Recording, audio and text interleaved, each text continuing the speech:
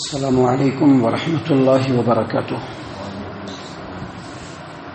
اعوذ باللہ من الشیطان الرجیم. بسم اللہ الرحمن الرحیم. ان تجتنبوا کبائر ما تنہون عنہ نکفر عنکم سیئاتکم وندخلکم مدخلا کریما. وہ بڑے بڑے گناہ جن سے ہم نے منع کیا ہے، جن سے منع کیا گیا ہے، اگر تم ان گناہوں سے دور رہو گے، بچو گے، تو ہم تمہارے گناہوں کو معاف کر دیں گے جو چھوٹے چھوٹے گناہ ہیں، اور تم کو عزت کی جگہ میں داخل کریں گے. معزز سامعین کرام، سورۃ النساء سورہ نمبر 4 اور اسی سورت سے ابھی آپ کے سامنے آیت نمبر 31 تلاوت کی گئی. اللہ تبارک و تعالیٰ نے اس آیت کریمہ میں واضح طور پر یہ بیان فرمایا ہے کہ اگر مسلمان بڑے بڑے گناہوں سے بچے گا تو اس کے چھوٹے چھوٹے گناہوں کو ہم یوں ہی معاف کر دیں گے، ان کے حساب کتاب سے یوں ہی اس کو محو کر دیں گے. لیکن شرط یہ ہے کہ جو بڑے بڑے گناہ ہیں ان سے بچا جائے. محترم سامعین کرام، بڑے بڑے گناہوں کے بارے میں اللہ کے رسول صلی اللہ علیہ وسلم کی حدیثوں میں بہت ساری باتیں آئی ہیں، جن میں سے بطور مثال چند ایک حدیث ہم آپ کے سامنے پیش کرتے ہیں.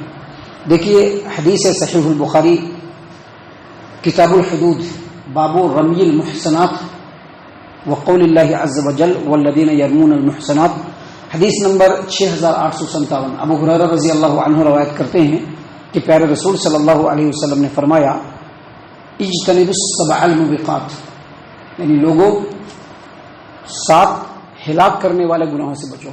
ایسے گناہوں سے جو لوگوں کو ہلاک کر دیتے ہیں، تباہ کر دیتے ہیں، برباد کر دیتے ہیں، ویسے گناہوں سے بچو.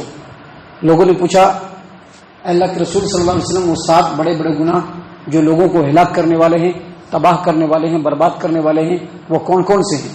تو نبی صلی اللہ علیہ وسلم نے فرمایا الشرک باللہ، یعنی اللہ کے ساتھ شرک کرنا یہ بڑا گناہ ہے، یہ ہلاک کرنے والا گناہ ہے، یہ تباہ و برباد کر دینے والا گناہ ہے. والسحر، اور پھر نبی صلی اللہ علیہ وسلم نے فرمایا جادو کرنا یہ بھی بہت بڑا گناہ ہے. اور پھر نبی صلی اللہ علیہ وسلم نے فرمایا کہ اس جان کو جس کو قتل کرنا اللہ تبارک و تعالیٰ نے حرام قرار دیا ہے اس کو قتل کرنا. وہ قتل النفس التی حرم اللہ الا بالحق، یعنی ایسے جان کو جس کو قتل کرنا حرام ہے اس کو قتل کرنا سوائے اس کے کہ حق کے ساتھ اگر کسی کو قتل کیا جائے. یہاں پر ہر انسان جس کو مارنا بالکل حرام ہے، جس کو قتل کرنا اللہ تبارک و تعالیٰ نے منع کیا ہے، جس کو قتل کرنا اللہ تبارک و تعالیٰ نے اس کو ناحق قرار دیا ہے، اس کو بغیر حق کے قتل نہیں کر سکتے. البتہ ایک انسان اگر کسی دوسرے انسان کو قتل کر دیتا ہے تو پھر وہ اس کے اوپر قتل واجب ہے. ایک انسان اگر کسی کو قتل کر دیتا ہے بغیر کسی جرم کے تو سمجھیے کہ اس کے اوپر قتل واجب ہوگا، اس کو قتل کرنا ہے. تو اللہ کے رسول صلی اللہ علیہ وسلم نے فرمایا وَقَتْلُ النَّفْسِ الَّتِي حَرَّمَ اللَّهُ إِلَّا بِالْحَقِّ، یعنی ایسے جان کو ناحق قتل کرنا جس کو قتل کرنا اللہ تبارک و تعالیٰ نے حرام قرار دیا ہے. اس کے بعد نبی صلی اللہ علیہ وسلم نے فرمایا وَأَكْلُ الرِّبَا، سود کھانا. جو سود کھاتے ہیں نا آج کل تو دنیا میں بالکل عام ہے، سود کھانا یہ بھی بڑا گناہ ہے، بڑے گناہوں میں سے، تباہ و برباد کر دینے والے گناہوں میں سے. وَأَكْلُ مَالِ الْيَتِيمِ، اور اسی طرح سے یتیم کے مال کو کھانا یہ بھی کبیرہ گناہ ہے، ہلاک کر دینے والا گناہ ہے، انسان کو تباہ و برباد کر دینے والا گناہ ہے. اور پھر نبی صلی اللہ علیہ وسلم نے فرمایا وَالتَّوَلِّ يَوْمَ الزَّحْفِ، مسلمانوں کا دشمنوں سے اگر مقابلہ ہو جائے اور مقابلے میں دونوں طرف آمنے سامنے مورچے پر جمے ہو، ایسے وقت میں اگر کوئی مسلمان پیٹ دھکا کر کے بھاگتا ہے یہ بھی ہلاک و برباد کر دینے والے گناہ ہے اور بڑے بڑے کبیرہ گناہوں میں سے ہے. اور اس کے بعد نبی اکرم صلی اللہ علیہ وسلم نے فرمایا وَقَذْفُ الْمُحْصَنَاتِ الْمُؤْمِنَاتِ الْغَافِلَاتِ، حدیث کے اندر الفاظ ہیں کہ بھولی بھالی پاک دامن عورت پر بدکاری کی تہمت لگانا. لیکن حدیث کے اس ٹکڑے کی تشریح میں محدثین شارحین جو بھی ہیں، جو لوگ تفسیر کرنے والے ہیں، ان تمام علماء کرام کا اس بات کے اوپر اتفاق ہے کہ چاہے مرد ہو یا عورت، اگر اس کو ان چیزوں کے بارے میں کوئی پتہ نہیں ہے اور اگر اس کے اوپر بہتان باندھا گیا یہ بھی ان گناہوں میں سے ہے جو انسانوں کو ہلاک و برباد کر دینے والے. تو دیکھیے اس حدیث کے اندر 7 گناہوں کا تذکرہ کیا اللہ کے رسول صلی اللہ علیہ وسلم نے، جو بڑے بڑے گناہ ہیں. سامعین کرام، اسی طرح سے ایک اور حدیث ہے جس حدیث کو امام بخاری رحمہ اللہ نے صحیح البخاری کتاب التفسیر باب قول اللہ عز وجل ولا تجعلوا للہ اندادا کے اوپر نقل کیا ہے، روایت کیا ہے. عبداللہ بن مسعود رضی اللہ عنہ کہتے ہیں کہ میں نے نبی صلی اللہ علیہ وسلم سے پوچھا کہ اللہ کے رسول صلی اللہ علیہ وسلم کون سے گناہ بڑے بڑے ہیں؟ تو آپ صلی اللہ علیہ وسلم نے فرمایا کہ اللہ تبارک و تعالیٰ نے تم کو پیدا کیا ہے، جس اللہ نے تم کو پیدا کیا اس اللہ کے برابر میں کسی کو کھڑے کر دو. اب خواجہ بابا کو کھڑے کرتے ہیں، پیر بابا کو کھڑے کرتے ہیں نا، سورج چاند ستاروں کو کھڑے کر دیتے ہیں، مختلف قسم کے ایسے جھوٹے معبودوں کو لا کر کے اللہ کے سامنے کھڑے کر دیتے ہیں. حالانکہ اللہ نے ہر انسان کو پیدا کیا ہے، پورے تمام مخلوقات کو پیدا کیا ہے، پورے کائنات کو پیدا کیا ہے. اللہ کے رسول صلی اللہ علیہ وسلم نے فرمایا کہ بڑے بڑے گناہوں میں سے ایک گناہ یہ ہے کہ جس اللہ نے تم کو پیدا کیا ہے اس کا برابر تو مقرر کر دے، یعنی اللہ کے ساتھ شرک کر دے.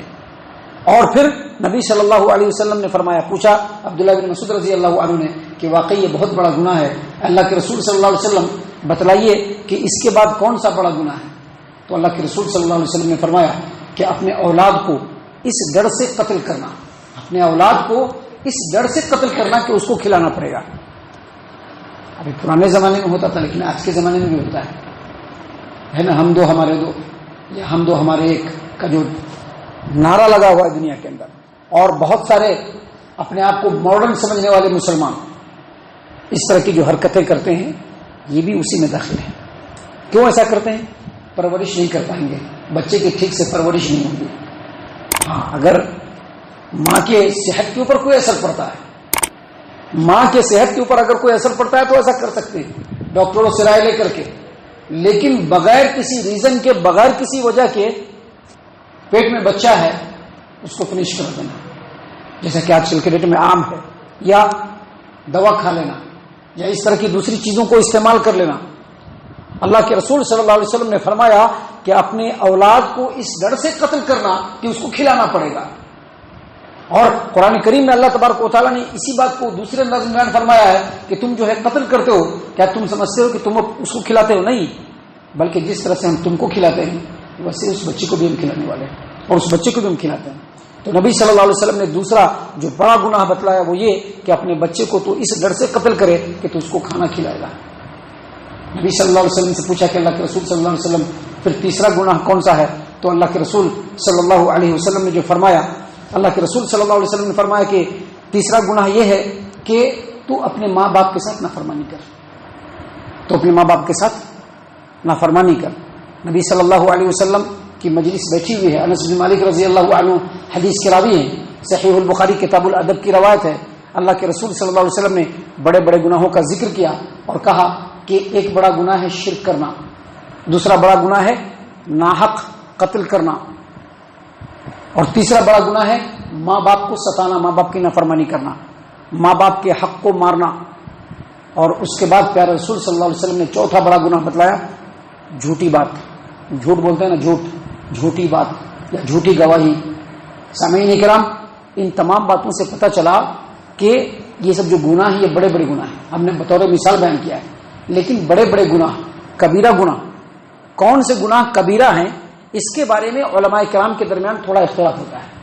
علماء کرام میں سے بعض کہتے ہیں کہ ایسے گناہ جن گناہوں کی حد بیان کی گئی ہو، جن گناہوں کے اوپر حد بیان کیا گیا ہو کہ یہ بڑا گناہ ہے، اس کے اوپر فلاں سزا ہے.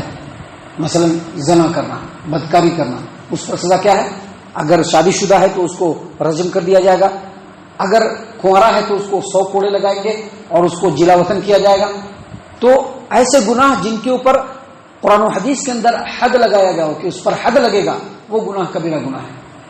بعض علماء نے کہا کہ کبیرہ گناہ وہ گناہ ہے جس کو بہت ہی شدت کے ساتھ نبی صلی اللہ علیہ وسلم نے بیان فرمایا اور اس کے اوپر لعنت بیان فرمائی ہے، وہ کبیرہ گناہ ہے. بعض لوگوں نے کہا کہ جن گناہوں کو حرام قرار دیتے ہوئے نبی صلی اللہ علیہ وسلم نے بیان کیا ہے وہ گناہ کبیرہ گناہ ہے. لیکن صحیح بات یہ ہے کہ یہ تمام باتیں، ان تمام باتوں میں سے کوئی ایک بات بھی اگر کسی گناہ کے اندر پایا جائے تو وہ کبیرہ گناہ ہے. یہاں پر آیت کریمہ میں اللہ تبارک و تعالیٰ نے بیان فرمایا کہ ان تجتنبوا کبائر ما تنہون عنہ، جن بڑے بڑے گناہوں سے منع کیا گیا ہے، جن بڑے بڑے گناہوں سے منع کیا گیا ہے، ان بڑے بڑے گناہوں سے اگر تم بچو گے ان تجتنبوا کبائر ما تنہون عنہ نکفر عنکم سیئاتکم، تو تمہارے گناہوں کو جو چھوٹے چھوٹے ہوں گے اس کو ویسے ہی معاف کر دیا جائے گا. بڑے گناہوں سے بچے گا تو چھوٹے گناہ معاف ہو جائیں گے. اس کا دوسرا مطلب کیا ہوا؟ اگر بڑے گناہوں سے نہیں بچیں گے تو چھوٹے گناہ بھی معاف نہیں ہوں گے. بڑے گناہوں سے نہیں بچیں گے تو چھوٹے گناہ بھی نہیں معاف ہوں گے. اور اس کا ایک مطلب یہ بھی ہے کہ چھوٹے چھوٹے گناہوں سے بھی بچنا چاہیے، کیونکہ چھوٹے چھوٹے گناہ انسان کو بڑے گناہ تک لے آتے ہیں. عبداللہ بن عباس رضی اللہ عنہما کی وضاحت ہے اس سلسلے میں کہ السیئات یا اللمم، چھوٹے گناہ کے لیے جو قرآن و حدیث کے اندر جو الفاظ آئے ہیں اس میں السیئات ہے، اللمم ہے، یہ چھوٹے چھوٹے گناہ ہیں. اللہ تبارک و تعالیٰ نے قرآن کریم کے اندر سورۃ النجم کے اندر آیت نمبر 32 کے اندر بیان فرمایا کہ ان تجتنبوا کبائر الاثم والفواحش الا اللمم الذين يجتنبون كبائر الاثم والفواحش الا اللمم، وہ لوگ جو بڑے بڑے گناہوں سے بچتے ہیں، بے حیائی سے بچتے ہیں، الا اللمم، ہاں اگر ان سے چھوٹے چھوٹے گناہ ہو جاتے ہیں. ان ربک واسع المغفرہ، تو اللہ تبارک و تعالیٰ کی مغفرت بڑی وسیع ہے. مطلب کیا ہے کہ بڑے گناہوں سے بچیں گے تو چھوٹے گناہ معاف ہوں گے. اور چھوٹے گناہ کے لیے الفاظ کیا ہیں؟ اللمم یا السیئات. یہاں پر اس آیت کریمہ میں السیئات کا لفظ ہے. اللہ تبارک و تعالیٰ نے کیا فرمایا کہ ان تجتنبوا کبائر ما تنہون عنہ نکفر عنکم سیئاتکم، بڑے گناہوں سے بچو گے تو تمہارے چھوٹے گناہوں کو ہم معاف کر دیں گے. تو جو آدمی السیئات اور اللمم سے نہیں بچتا ہے، بار بار چھوٹے چھوٹے گناہ کر رہا ہے، بار بار چھوٹے چھوٹے گناہ کر رہا ہے، بچنے کی کوشش نہیں کر رہا ہے، اللہ تبارک و تعالیٰ کی آیات کے اندر اور نبی صلی اللہ علیہ وسلم کی احادیث کے اندر اور مفسرین نے خاص طور سے عبداللہ بن عباس رضی اللہ عنہما نے بیان کیا ہے کہ یہ چھوٹے چھوٹے گناہ ہے، یہ بڑے بڑے گناہوں کے بننے کا سبب بن جاتے ہیں. مثال کے طور پر اللہ کے رسول صلی اللہ علیہ وسلم کی حدیث ہے کہ آنکھوں کا بھی زنا ہوتا ہے، کانوں کا بھی زنا ہوتا ہے، زبان کا بھی زنا ہوتا ہے، پیر کا بھی زنا ہوتا ہے. آنکھوں کا زنا کیا ہوتا ہے؟ غیر محرم کو دیکھنا. کان کا زنا ہوتا ہے اس سے اس کی بات کو سننا، برائی والی بات کو. زبان کا زنا کیا ہوتا ہے؟ جا کر کے اس سے بات کرنا. پیر کا زنا کیا ہوتا ہے؟ چل کر کے جانا. دل کا زنا کیا ہوتا ہے؟ اس کی چاہت کرنا. لیکن نبی صلی اللہ علیہ وسلم نے فرمایا کہ شرمگاہ اس کو یا تو سچا بنا دیتا ہے یا اس کو جھوٹا بنا دیتا ہے. شرمگاہ اس کو سچا بنا دیتا ہے، جھوٹا بنا دیتا ہے. کیا مطلب یہ کہ جب اس نے شرمگاہ سے وہ کام کر لیا تو یہ سارے گناہ برقرار ہو گئے. لیکن اگر اس نے اپنے آپ کو بچا لیا تو یہ گناہ بھی معاف ہو جائیں گے. تو دیکھیے یہ چھوٹے چھوٹے گناہ ہے جو آدمی کر لیتا ہے تو بڑے گناہ کی طرف چلا جاتا ہے. اسی لیے عبداللہ بن عباس رضی اللہ عنہما نے کہا کہ چھوٹے چھوٹے گناہ جو وہ بڑے گناہوں کا سبب بن جاتے ہیں. لہٰذا اس آیت کریمہ میں اللہ تبارک و تعالیٰ نے اپنے ایمان والے بندوں کو خاص طور سے مخاطب کرتے ہوئے کہا ہے کہ ان تجتنبوا کبائر ما تنہون عنہ نکفر عنکم سیئاتکم، جن بڑے بڑے گناہوں سے تم لوگوں کو منع کیا گیا ہے، روکا گیا ہے، ان گناہوں سے بچو گے تو تمہارے چھوٹے چھوٹے گناہ اللہ ویسے ہی معاف کر دے گا. اور اللہ تبارک و تعالیٰ تم کو قیامت کے دن جنت میں عزت کی جگہ میں داخل فرمائے گا. اللہ تعالیٰ سے دعا ہے کہ اللہ تبارک و تعالیٰ ہم تمام کو ان تمام باتوں کے اوپر خوب غور و فکر اور تدبر کرنے کے ساتھ ساتھ ان باتوں کے اوپر عمل کرنے کی بھی توفیق عنایت فرمائے. آمین. اللہ تعالیٰ ہم تمام کو صحیح معنوں میں پکا سچا مومن مسلمان بنائے، اللہ اور اس کے رسول صلی اللہ علیہ وسلم کی اطاعت و فرما برداری کرنے والا بنائے، صحابہ کرام رضی اللہ عنہم کے طریقے پر چلنے والا بنائے، جنت الفردوس میں جگہ عطا فرمائے. اے اللہ ہم تمام کو جہنم سے پناہ دے. اے رب العالمین ہم تمام کو جہنم سے پناہ دے. اے مالک الملک ہم تمام کو جہنم سے پناہ دے. آمین یا رب العالمین. وما علینا الا البلاغ المبین.